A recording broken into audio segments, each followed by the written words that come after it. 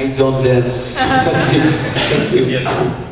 Well, thank you very much for having me tonight. I'm actually very excited to share with you some of my learnings. It's very humble. I'm just going to share with you some of the failure and the success that I had.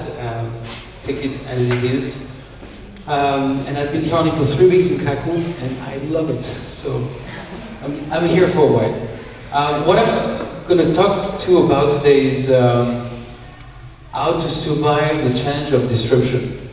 I think that for an audience that knows entrepreneurship and startup, it's something that is something that you may be familiar with. The truth is that for me, the definition of a startup is an entity that tries to disrupt something that exists. But disruption for me is the meaning of like being the first one who walk on the moon. You don't know anything. You don't know if you'll be able to breathe, you don't know what's going to be exact the parameters. You just might know how to get there, but so even though I'm going to talk a lot about social gaming, keep it in the context of how did we survive the challenge of disruption. And to talk about it, as Pietro was mentioning, I started a company 3 years ago called Kobojo, and I was first CEO, and then after raising money, I decided to stay closer to the product and say vice president of product, whatever. The story is that we built something from 3 people to 75 people with a company that actually was highly disruptive because social gaming is actually really difficult, and I'm going to show you why and how. So even though, again, I'm going to talk about social games, what I'm going to talk about is how do you survive the challenge of disruption in a way wider way. So, success or failure. That is something that every startup has to go one way or another. So I want you to picture this. I'm going to remove some parameters. Imagine you have the best team. You have the perfect execution, which is, okay, might not be true for everyone. Let's just imagine that you remove every parameter that you can control to perfection. What is the thing that can make you fail? Well, the unknown. There's still so many things that you don't control when you do a startup by the simple definition that you try to disrupt. By the simple definition that you don't know if you can breathe on the moon and you're going to be the first one to walk there. You might have the best NASA team, you still don't know what's going on there. So the question is, how do you mitigate this risk of the unknown, taking for granted that you have the best team to execute? And so let's talk about video games. And let's talk about how are video games being made for the last 10 years. I'm talking about console physical stuff. It's pretty much this equation. A lot of money, a lot of time, and you cross very hard to figure that everything will go as smoothly as you help. The biggest unknown is like, which game should I make? Which game is going to sell? Because you start from the principle that you put the right people, the right money, but the big unknown is which game should I make? And so the way they have been mitigating this risk was by having a very narrow demography or using something that you already know, licenses. So here you see very male-targeted games, very female-targeted games, license. Those make sure that no matter what is the team, you actually might survive the challenge of making this thing. So now let's look at social games. This is actually a game that Kobojo made. This is another one. It's not pink, it's not black, there's no big gun, there's no body. It's kind of right in the middle, and it has a name, it's cross-gender games. So why will social games do something that actually does not target a demographic where for the last, 20 years, we've been making games with a very specific demographic. I'm making a game for men, I'm making a game for female, I'm making a game for kids, for adults. Why the hell would they do that? Well, the answer is organic traffic. The disruption of the social game was the fact that They broke every barrier to entry. It was free, it was accessible with one click, and it was viral. And so this is the launch of one of our games, August 2009, which went in 1 month, July 15th to August, pretty much 3 million users. $0 in advertisement. It was just purely viral. So the question is, how do you make this happen? And I'm just going to come back to the definition of what organic traffic means. And there's two very different definitions of organic traffic. There's web organic traffic and social organic traffic. So in the web organic traffic, which is the web outside of Facebook, let's say, organic part, meaning that it comes for free, generally come from web search. People type, looking for a beautiful woman in Krakow, or looking for a 3D car, a 3D racing car, and whatever comes up actually answer their intention. They actually specifically said they were looking for this thing, and if you answer that, then that person will be able, you can ask a 25-page psychology analysis of this person just because you promise that person that you will help him or her find his soulmate in Krakow. Or if you're a male, download this 600 megabyte for half an hour executable because we give you the promise of a great racing car. Intention. The problem is on Facebook and social, it's not web search, it's referral. It's my friend Kevin sent me an invite saying, dude, I need your help to crop my carrots. What? Carrots. But the thing is, I'm going to click on this thing because not because I had the intention, but because it was Kevin, it was someone that I knew. But the problem is that from an online business, I am absolutely qualified. I can be anywhere in the demographic spectrum. I can be a male, I can be a female, I can be young, I can be old. I don't know who are my friends. So the bet of the social games developer was to actually do cross-gender games to maximize the organic acquisition. Try to gather a maximum of people within those games with the hope that those people will themselves invite their friends. But by doing so, they create a new risk. So suddenly we had a huge distribution channel. We don't need Sony, we don't need Ubisoft, we don't need Electronic Arts. We have tons of people coming in. But by doing so, we created a new risk, which is we don't know to whom we are making those games.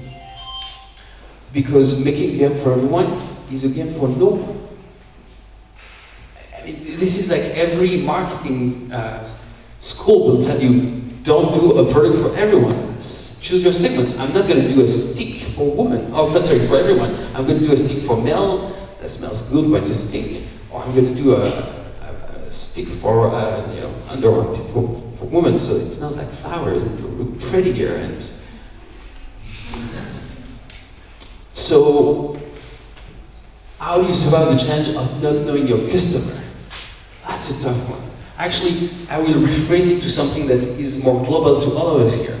Is how do you survive the challenge of innovation of disruption? Because I'm just describing what was the unknown of social gaming, which is not knowing to whom is my product, but every startup has an unknown. You might know who is your customer, but you don't know how to address them with the way you approach them. You always have an unknown because you try to disrupt, you try to be different, you are the first one walking the moon.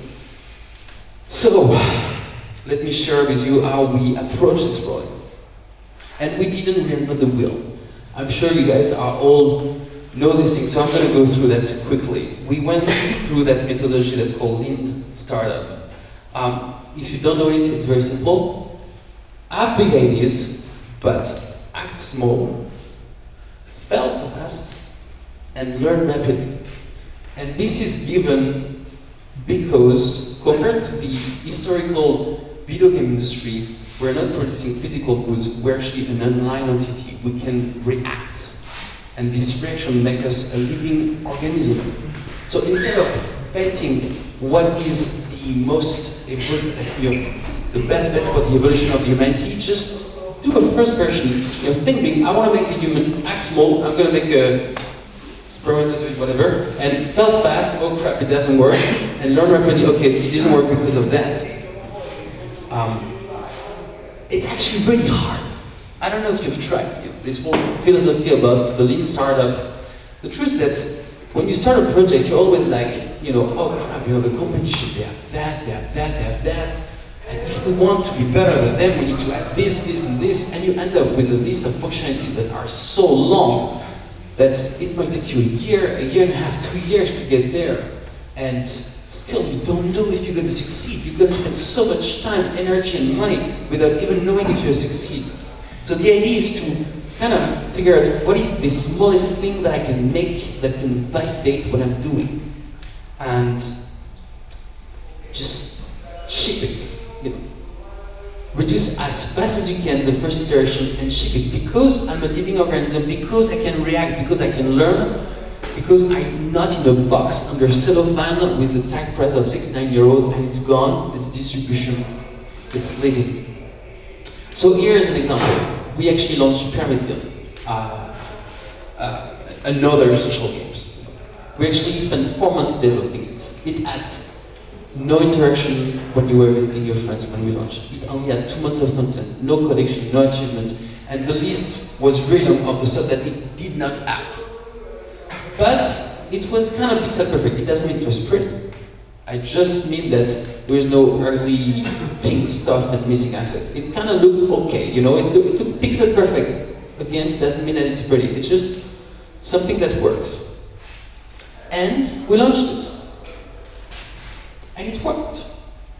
It worked. Obviously, when we saw it work here, we started to develop, crap, it's actually going way faster than we thought. And we started developing the stuff that was missing. You can now visit your friend, you can interact. By over there, we started to add the collections. By the end, we had the stuff, but we didn't add them yet, because the truth is that it could have totally been gone flat. And we would have spent all that time doing something that was worth nothing.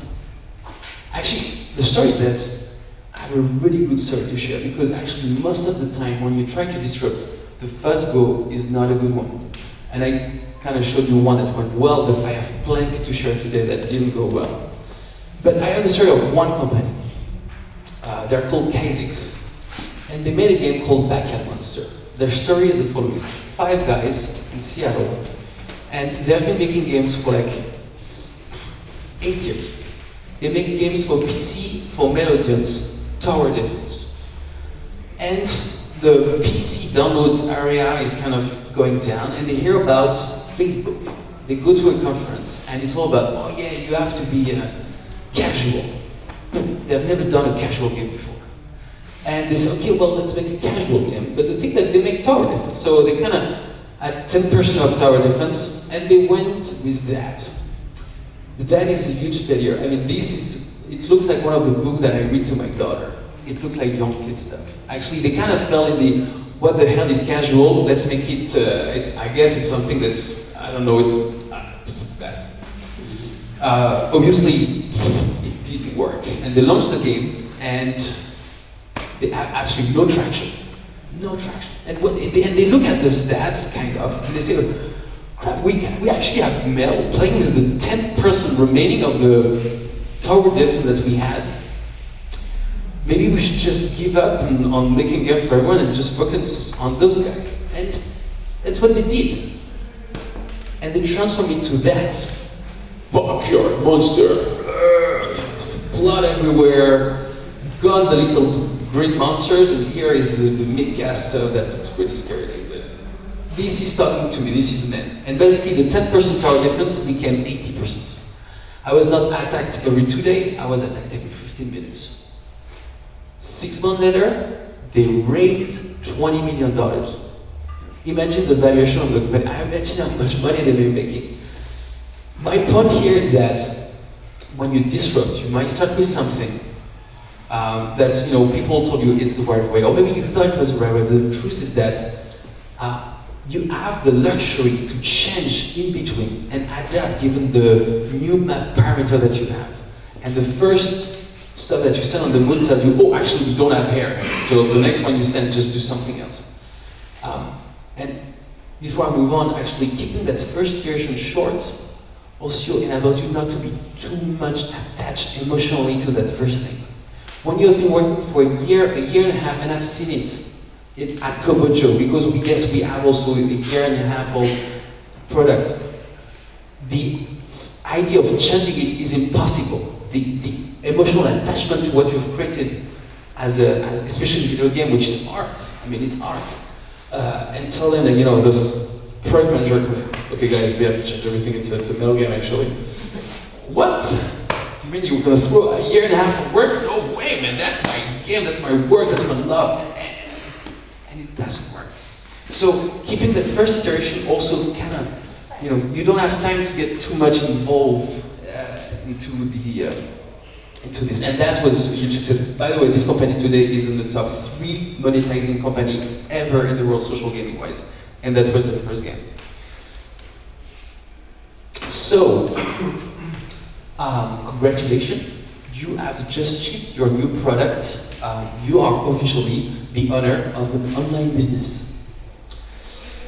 This is just the beginning. You've just shipped. Let's forget that it worked, it doesn't work, you just shipped, and you're trying to figure out your way that is this stuff working or not. And the only thing to do from that point is observe, listen, and observe. Okay, it's kind of weird. I put twice the word observe, and let me tell you why I put the word twice the word observe. Because it is so much easier to listen. Your users, actually a small minority actually of your users, will have a very loud voice on your forums, on your fan page, everywhere. And they will beg for stuff, they will complain. And it's very easy to just listen to that voice, thinking that, oh my god, all my users hate my game. They're all asking for this thing and we don't have it, oh my god, oh my god. The reality is that actually it's generally a minority speaking out there. What you want to do is observe. Because observation actually give you the real reality of you know, they might actually complain that, oh, I'm gonna leave your game, you guys suck, just as an emotional blackmailing. The reality that they come back every day, they love it so much, they're just trying to get something as kids, you know, like, you know, I stop breathing if you don't take me to the park. Hi. So the question is, what the hell do we observe? Because if you have read Eric Roleg's, I mean, there's tons of reading about, you know, everybody in this room, I'm sure, I've heard about data analytics. And let me tell you a story. At Kobojo, we went to a point where we had 6 people full-time. Really expensive people, really well-qualified people. And you know what? It was too much. The reality is that data analytics, you don't have to do that much to actually correct most of the questions you have. So let me walk through some of the stuff that you really need to do. And as a reminder, here is the 3 most important things you need to answer. Maximize your attention. And it's what, you know what, it's number 1. And actually today I'm going to only talk about this one, and I could come back to talk about the 2 other ones later, but it's the most important one. People need to come back, and you have to understand where they live and how. Maximize monetization, because you still need to make money at some point. And once you know if you make money, then you need to maximize your acquisition. And this is in this order. Don't even think about, I mean, obviously you need to think about monetization up ahead, but once you launch, the first thing you want to look at is retention. It would be a mistake to think that, oh crap, we don't make enough money at the beginning, so let's try to tune up our monetization. Actually, the truth is that really you need to look at your retention, because the longer your people stick around, the more longer you actually have capacity to make them pay something. So let's talk about retention today. Why the hell is it so important to have people to stick around? So this is the ideal retention, you know. I pour 300 milliliters of water, I have 100,000 people coming on top, and they magically all stay in my website, coming every day and buy everything that I have. The reality is that this is your actual retention. People come in and they actually leave. Not all of them. And the question is, how big are those holes? And how many of those holes do you have? How well do you address them? And you need to answer that question very, very specifically. This is the question. How effective are you at making them come back? And so, the one thing that you really want to master at the beginning is this, what I call the first-time user funnel. It's about short-term retention. We're not talking about 3 months down the line. We're talking about day 1. How many people come back the next day? So just as a reminder, this is a funnel. Hi, nice to meet you, Vincent. Thank you. A funnel, this is very simple to understand. I have 10,000 people that come in on my website, on my games, on whatever I do. 60 people actually visit my shopping area, 30 people place it in my cart, and actually only 3 people make a purchase. This is a funnel. It tells me where actually I lose the most people. Here it's kind of like 30, 33, like that. But I mean, this is an example. And we're going to try to apply that to video game, actually to any startup in the flow of online business. The first thing that we ask ourselves at Kobojo is, does the player even reach the game? We're not talking about the game, that actually reaches it. And let me tell you about one of epic failure at the very beginning of the startup. You know, imagine a bunch of 5 dudes, oh yeah, let's make a game on Facebook. What can we do? Oh yeah, 3D rebot, you know, robot game. Oh, what would be the first guy doing 3D? That's what we did. It's called Robot Z. And it was actually cool. This stuff was full 3D on Flash, not Flash 11, Flash 9, with like paper cuts, stuff like that. The problem was, it was incredibly slow to load. Technical issue, I won't tell you, but basically we had one big file that was only like, all 3D stuff was 1 7 MB file. That's the guy had to download it all at the beginning. So, it didn't work. And that game didn't last a month. We spent 3 months making it. A month later, we knew, after like a month of trying to break down that file into smaller files so that we could dump more, we couldn't do it. It's third-party development, whatever. It was just a huge failure. So when we launched Pyramidville 6 months later, we made sure that the loading will be less than 10 seconds. And from a 40% rebound, we went to a 3% rebound.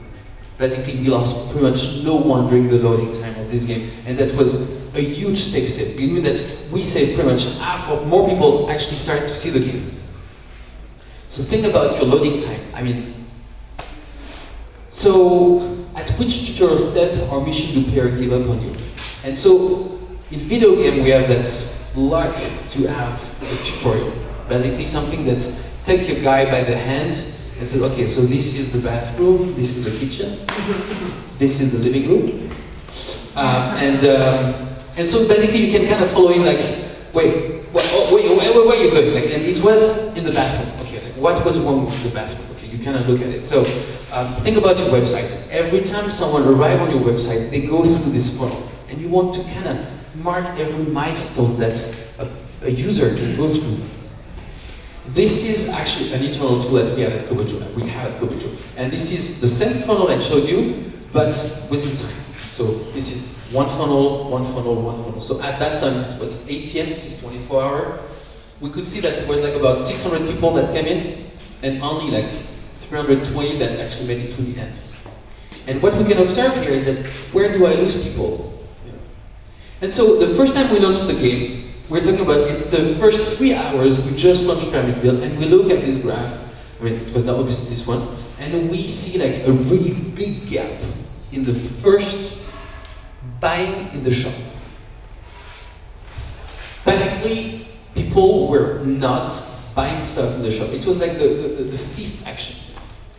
So we're like, okay, they don't know where is the shop button, so let's make a splash screen that says, hey, you know, yellow, look, it's what you're looking for. Didn't work. So we said, okay, well, there's nothing more powerful than blinking. Blinking is like, please, please, please click on me, make me stop blinking. You know you want it. Didn't work. What is going on? Why do we lose so many people here? And that day, you know, we actually go in a conference room and plug the laptop to one of those things, and we absolutely our resolution that comes to 800 by 600, and we realized that actually on small resolution, they just didn't see the bar at the bottom of the screen. Just as stupid as that. So we just added this big blue button. The reason it was big was not to be seen, but because basically it was cut this way. And there is a rule in ergonomics that actually, if it was this way, it would have been fine. The user will see that, oh, there is a bit of content here that I don't see. Let me scroll down. But because it was like this, it looked like it was gone. There's nothing else to look for. So by doing this big blue stuff that basically is cut off like that, moving, it's like, oh, there's something. I need to scroll down. And it did it. It actually solved our issue, which is such a video game issue. I mean, I'm sure you have plenty of yours, but this is just an example on how you use a funnel to pinpoint why people stop visiting your house in the bathroom part and realize that actually it's because it's sitting in your bathroom and you need to scrub it a little bit where they come in. See? And everybody who comes in after will have a great visit. So that was the short-term retention. Now, what about the long-term retention? And here is your question. And this is actually very, very much video game oriented, unless you also have something that's based on consent. What will your player do once they eat up all your content? Basically, what do people do when they finish the game? It's tough. It's really tough because if you're only content-based, you constantly have to chase content. And actually at Kobojo for 2 years and a half, we only had that model. And that's what happened. People came for content at the beginning, but then some play the game and they feel like, oh, I've done it, I've seen it all, but there's less that come, and less that come. And basically, you just end up here to try to keep it as high as possible. Oh my God, we need to burst content. And you're like, every week you're releasing some new content again and again and again to try to make them, to try to get that curve like not go down and you crash. The reality is that even if we do that, Kobojo game had a churn of 30 to 60 days, average.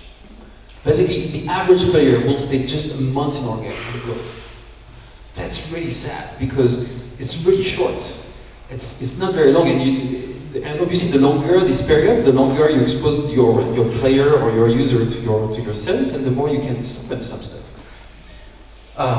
And it was expensive and stressful to the team because we were like pressuring them like crazy to get more content every week. More content means okay, new arts, new development, but also new tests, because there's obviously tons of regression tests accumulates every week for new content. Huge failure. Actually, the right balance is content and social. Actually, truthfully, when you come first day to the game, you don't know anyone in that game. You're present with this nice tutorial or like whatever, you arrive on your software as a service. You don't know anyone there, and you actually came for the service or for the game, because Kevin invited you. But as you go and you start to see less interest in the game, the reality is that actually, if you have a community, if you have people, you actually will come back for them. Actually, the social aspect of the game is the real key for long-term retention. Because, I was explaining earlier in a different context that you might come to a salsa dancing class to learn salsa. Okay, that's the content. I came here to learn salsa. But it's actually really hard. And if I just came to learn salsa, actually, the truth is that I'm such a bad dancer that actually maybe 3 lessons later I'm like, this is not fun. But I'm coming back because there's Jessica. She's pretty. And there's Kevin, actually very nice. He works in IT and we have stuff in common. And actually I come back for the people. And I keep getting that my content. I keep learning tango, but reality that I come back for the human interaction. And actually, maybe 3 weeks, a month later, there's some new guy coming in. And those new guys, actually, I realize that actually I'm better than them.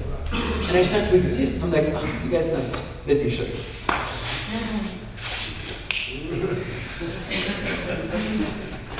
You can dance.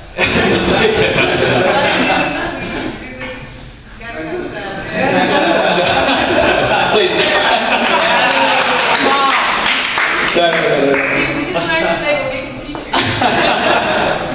But you get the point. Actually, think about it. think about, trying to answer the question, which it's a question I tried to answer for 3 years at Kobojo. Why do people buy virtual goods? When we started Kobojo, and I was saying that we were selling this virtual Egypt thingy, they were like, what? Virtual tractors? People are dumb. What? I mean, it's true. Like when you think about it, like virtual stuff. Why would I buy something that I will never own physically?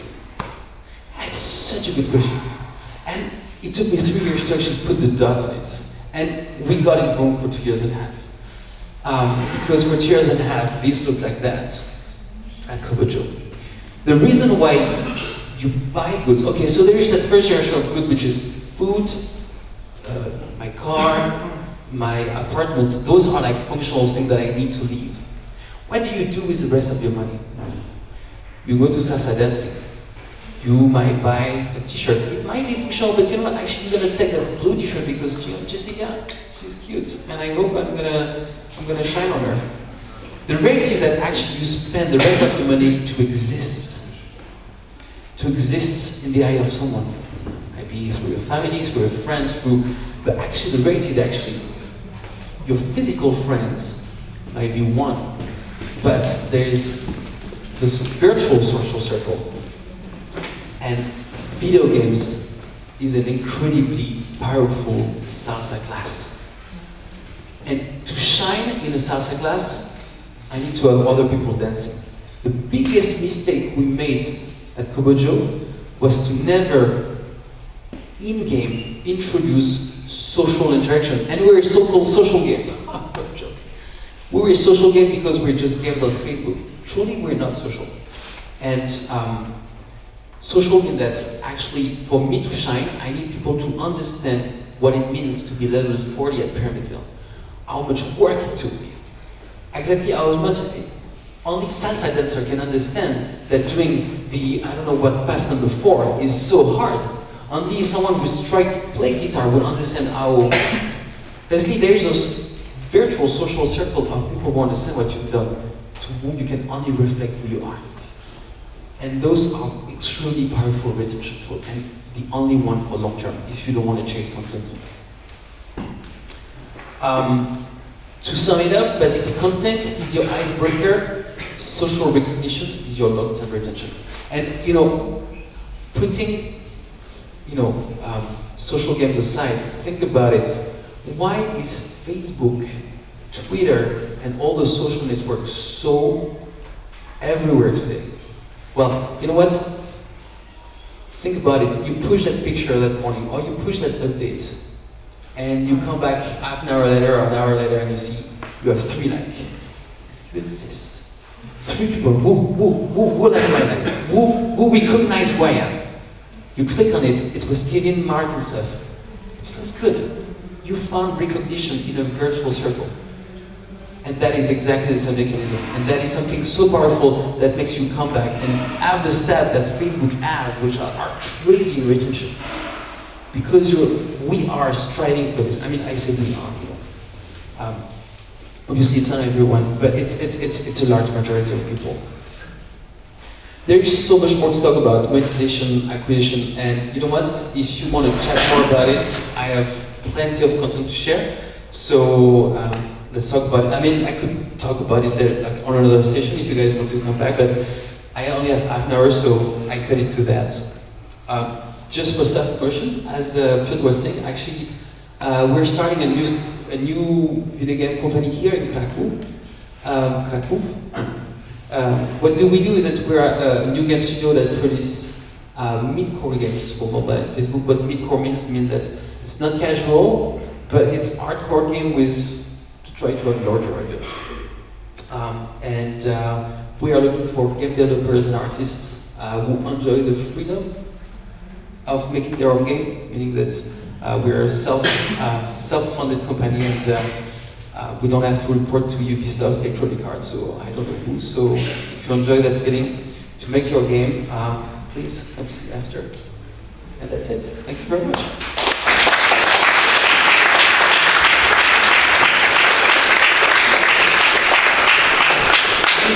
Any questions to Vincent? And here you go. Are you going to make a game on Gangnam Style? That'd be a great intro for the game, but no, it's not. Okay.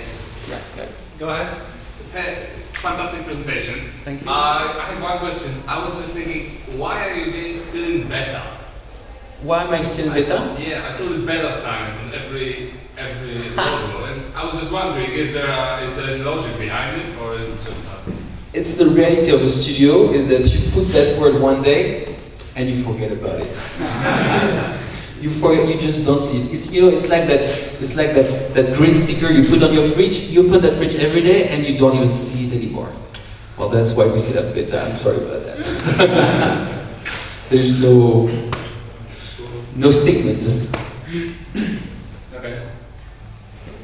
So you mentioned that it's important to keep the first iteration short. Mhm. So what about the effect of first impression? If this is not good and weak buzz? So there is qualitative and quantitative information, and when you launch, I mean, the first thing is that you kind of want a soft launch. At Kobojo, we kind of try to keep it short as well, even though it's generally short enough.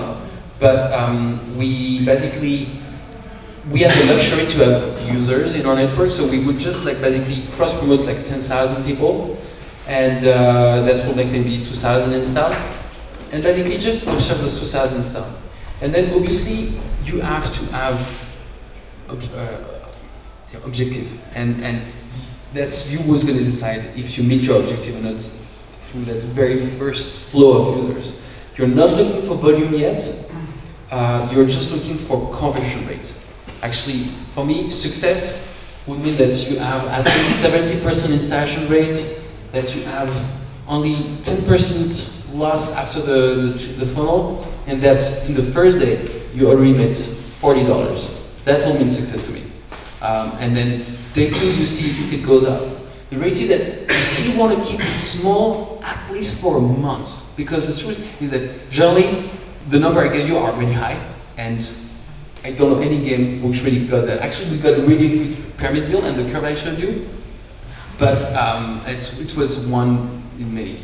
And the reality is that you launch a game and you realize, yeah, obviously people don't understand how to get to that step, and there's some obvious stuff. So set goal for yourself, but I would say something, because I've seen it also many times, is that it's important to also recognize that you failed, because you can spend your time on another thing. So see if you have input to actually do a pivot that's meaningful and that's not based on luck, or if you have time and money, maybe do it. But I think it's important, and I think that's the whole philosophy behind it, is that it's about failing fast if you fail, so that you don't burn yourself through that project, you don't burn your energy, you don't burn your money, you don't burn your spirit. Try something, it fails, and you know straight away. Or if it doesn't fail, let's fix what's missing to make it a success. And I think that's what we tried. Okay. Have you been always making games?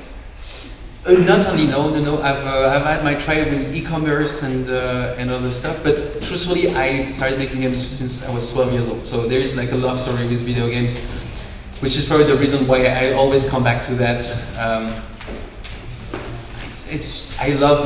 think it's the art and the creativity and the Minecraft ship behind it. That's very personal, but it makes me back to it every time. There's one more question. At the beginning, you have shown us a nice example of MVP. Uh-huh. And the question is, what have you done at the beginning to promote the game, so people know that the game is not playing? So you have many things. It depends on your set. If you have nothing, you will have to spend dollars. And there's no option. And you need to put in your budget that you might not.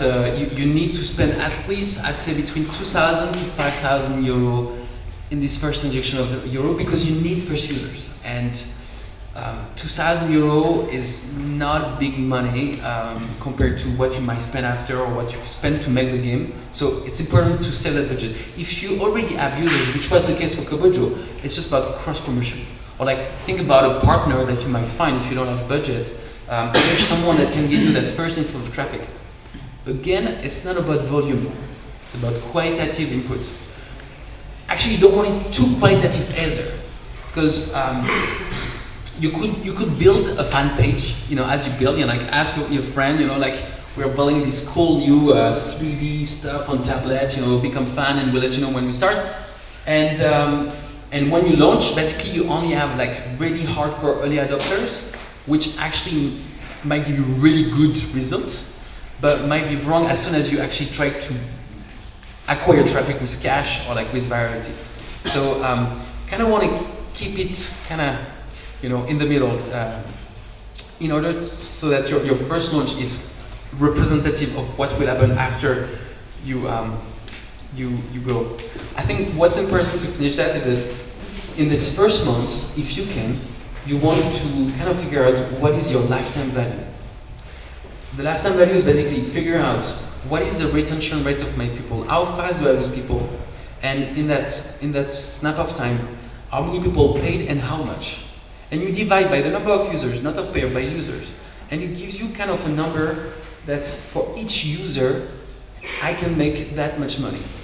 And compare it to how much it costs to acquire one. I mean, I just talked about video game and the craftsmanship with it, and that is something really easy for gaming company to have. We're so passionate about a product, about what we want to do. The hardest part is to sell. It's actually, we need to be a business. And so I talk about churn, return on investment, lifetime value, dollars, but because this is reality that we still need to keep in mind when we make those things. As much as we're in love of our art, it still has to be sustainable for us to live out of it. So, and as any online business, it's about retention, monetization, and acquisition. If you lose more people than you can acquire for the dollar you spend, you don't have a business, and you might just give up on it, or try to pivot. So, Yep. great talk, I loved it. You mentioned that it's important to observe and to listen, so I'm wondering, how do you deal, or do you deal at all? Is it worth the effort to deal with this loud minority that you mentioned? It's actually very worth the effort, because in that loud minority, you also have generally your buyers. So, community management is actually can also be it's a marketing tool as much as it is a way for you to shine. Inserting every email is so important because you're very likely to have buyers in those emails, and if you want to keep spreading the word and having the good karma, it's important to answer that. Now, I think it's about the right logic. Let me show you one example. That's a mistake we made at Kobojo. We actually launched Pyramidville. Back to that game, okay? And we have two currency, like many social games. The reason why we have two currency is because we have what we call soft currency, which is the currency that we give away in the game a lot. It's a way to reward actions.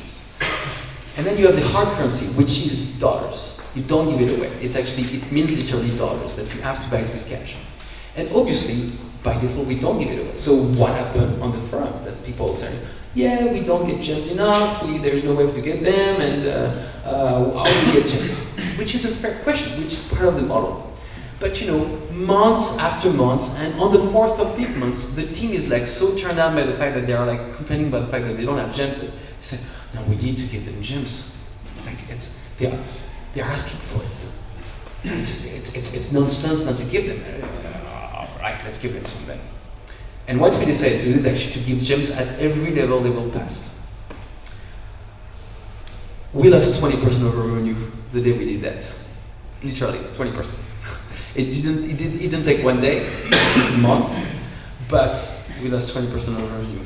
Because it was a model. The model is you don't give your hard currency away, because it's your protection from the fact that you might give a lot of soft currency away, and you can give it away a lot for winning, but hard currency is where you make money. And we listen too much. That was one thing that didn't work. Obviously, sometimes there's some really good stuff coming from the community, and the fact that there's a bug or something that's really worth it. Like if it keeps coming back and it makes sense, generally put it on top of your stuff. But if it touches your business model, generally don't do it. And rather look at actually how they use the game, who they are, and how. Why did you choose the Krakow for your startup? Because women are beautiful and the beer is cheap. No, no. Actually, so the story is that my wife is Polish, and my parents-in-law actually live here. Actually, my father-in-law works for Google, and we decided to spend a year with them here. Probably more now, after 3 weeks, but to come here basically to spend time with them. And I'm glad because this is a kick-ass city so far. So, thank you guys. Thank you, Mr.